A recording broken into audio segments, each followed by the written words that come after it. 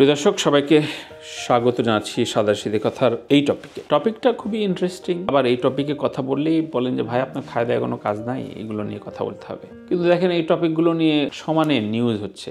News ফিডে গেলেই মোবাইলে আপনি স্ক্রল করলেই আপনি সমানে সব খবর এড়াতে পারবেন না। যেহেতু এদের নিয়ে আমি প্রচুর টকশো করি, কথাবার্তা বলি, গালমন্দ শুনি এবং আমি ওন করি, এই শোবিজ ইন্ডাস্ট্রিটা আমি ওন করি, ভালোবাসি। আমার নেশাতুর হয়ে এদের সাথে, এদের নিয়ে, এদের যে কোনো প্রাউডের জায়গায় যে কোনো ভালো সংবাদে ভালো লাগে।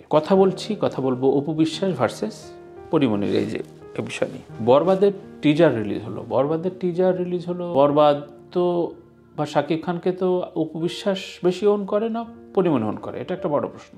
কারণ এর আগে দেখেছি যে ঈদের ছবি রিলিজ হলে, শাকিব খানের ছবি রিলিজ হলে সবার আগে অপু বিশ্বাস পোস্ট দেয় এবং সেটি নিয়ে কথা বলে। তার যে লাল শাড়ি মুক্তি পেল, তখন যখন আমার শোতে অপু বিশ্বাস এলেন, তখন কিন্তু লাল শাড়ি নিয়ে যতটুকু কথা বলেছেন তার চেয়ে বেশি কথা বলেছিলেন যে ওই সময়ের মেবি প্রিয়তমা রিলিজ হয়েছিল, সেই প্রিয়তমা ছবিটা নিয়ে।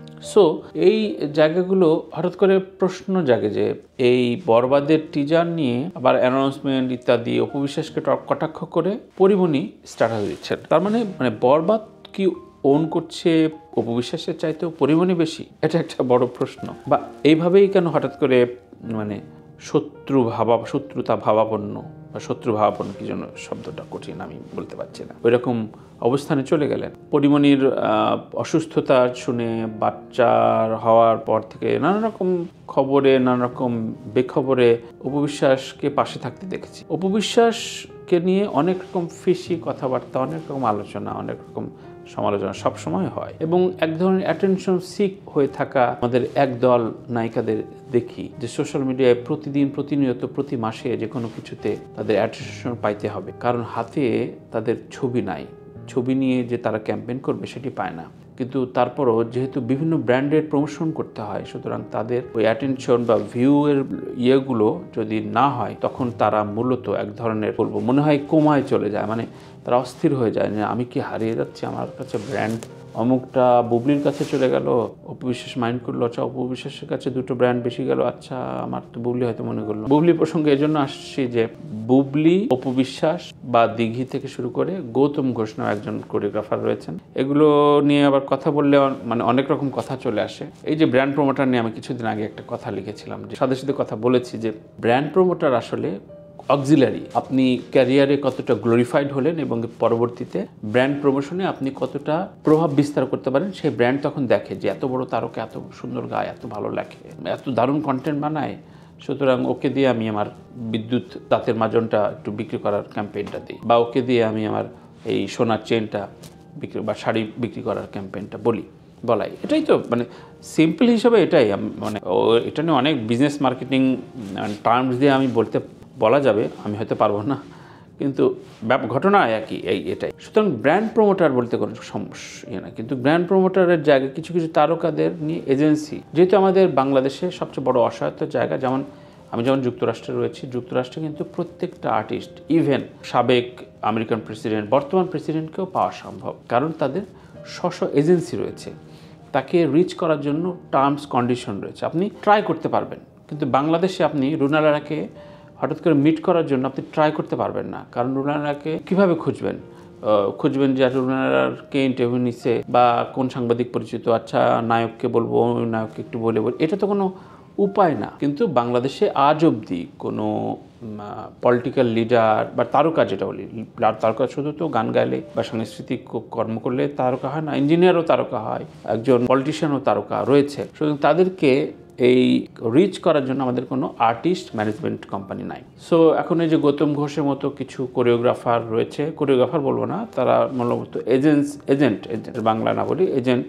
সুতরাং এই এজেন্টগুলো রয়েছেন যারা আসলে মূলত এই তারকাদের সাথে যে ঠিক করেন যে আমার হাতে এতগুলো তারকা রয়েছে। সো দেখতাম যে অপু বিশ্বাসের সাথে গৌতম দার বেশ অনেকগুলো ইভেন্টে একসাথে যাচ্ছেন, তাদের ভিডিও, রিলস ইত্যাদি আসছেন। হঠাৎ করে গৌতম ইন্টারভিউ যে অপু বিশ্বাস সম্পর্কে খুবই বাজে মন্তব্য করলেন এবং দেখি যে মানে বুবলির সাথে এখন তার বিভিন্ন ইভেন্টে নিয়ে যাচ্ছেন বা তাদের সাথে কোলাবোরেট। এগুলো খুবই স্পষ্ট, এগুলো এমন না যে মানে আমি সাংবাদিকতা করি বলে এত বিশাল গোপন বিষয় জানি, তা না। মানে এটা নর্মাল সাধারণ তার দর্শক ভক্তরাও দেখছেন স্পষ্ট। এই যে দুজনের কামড়ি চুলাচুলি, ভেতরে অপু পরিমণি কেন কিভাবে ঢুকলেন, এটা একটা রহস্যের বিষয়। প্রথমত আমার প্রশ্ন হচ্ছে, বরবাদ শাকিব খানের ছবি এবং অপু বিশ্বাসের সন্তানের বাবা হচ্ছে শাকিব খান, অপু বিশ্বাসের সাবেক স্বামী শাকিব খান, এবং অপু বিশ্বাস এর আগেও তার রাজকুমার ছবি নিয়ে, ইভেন দরদ ছবি নিয়ে কথা বলেছেন।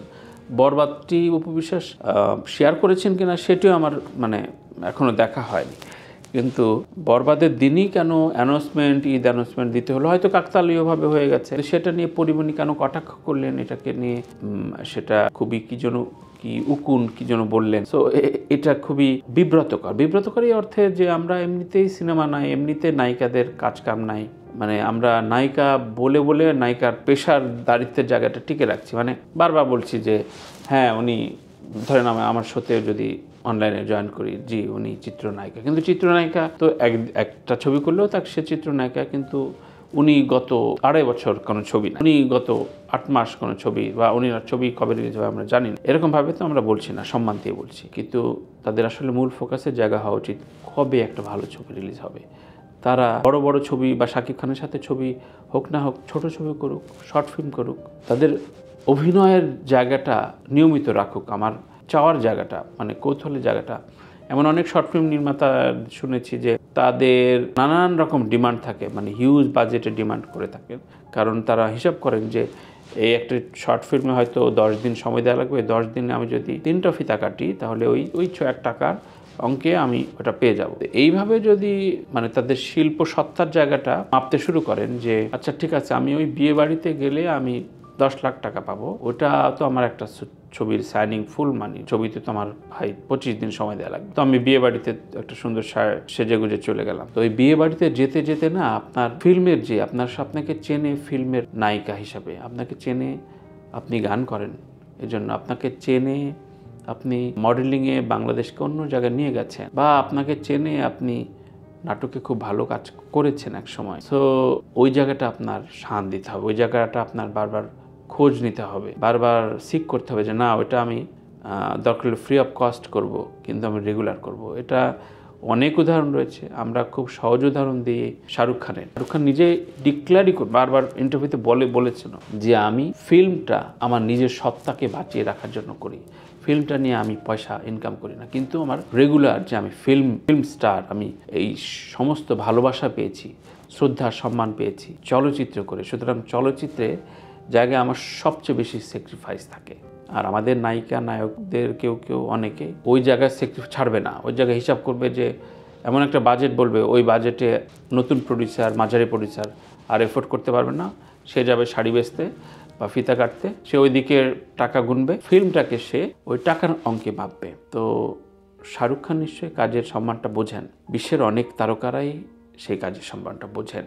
আমি যদি বলি জেনিফার অ্যানিস্টনের কথা, জেনিফার অ্যানিস্টন অনেক ছবি লো বাজেটে বলতে কি অনেক প্রডিউসারের কাছে বলেছেন যে এটা বাজেট নিয়ে আলোচনা পরে, আমি আগে গল্পটা যে ভালো লাগে আমি অবশ্যই, এবং করেছেনও সেরকম ছবি। শাহরুখ খান অনেক বড় বাজেটের ছবিতে ফিরিয়ে দিয়েছেন যে ভালো লাগেনি, কিন্তু যেটা ভালো লেগেছে ওটা বলেছেন যে আমি টাকা নিব না। রেগুলার ছবিতে থাকার জন্য শাহরুখ খানদের যে ক্ষুধা, সেই ক্ষুধা নিশ্চয়ই আপনি সহজ উপায় দেখেন ক্যাটরিনা, মনীষা কোরেলা, মাধুরী বা ইত্যাদি নানা তাদের কার্যক্রমগুলো দেখেন যে তার প্রতিনিয়ত কিন্তু তাদের নিজস্ব ফিল্ডে সবসময় খুব সমকালীন থাকার চেষ্টা করেন, যে আমার ফিল্মি অ্যাপিয়ারেন্স, অভিনয়ের অ্যাপিয়ারেন্স বা আমি যা করতে চাই সেই সৃজনশীল অ্যাপিয়ারেন্সটা কত রেগুলার, এটা নিয়ে আমি আসলে ব্র্যান্ড প্রমোটার নিয়ে কথা বলেছিলাম। সো এই জায়গাগুলো অবশ্যই পরিমণির যেমন প্রত্যাশার জায়গা রাখি, উপবিশ্বাসকেও প্রত্যাশার জায়গা রাখি,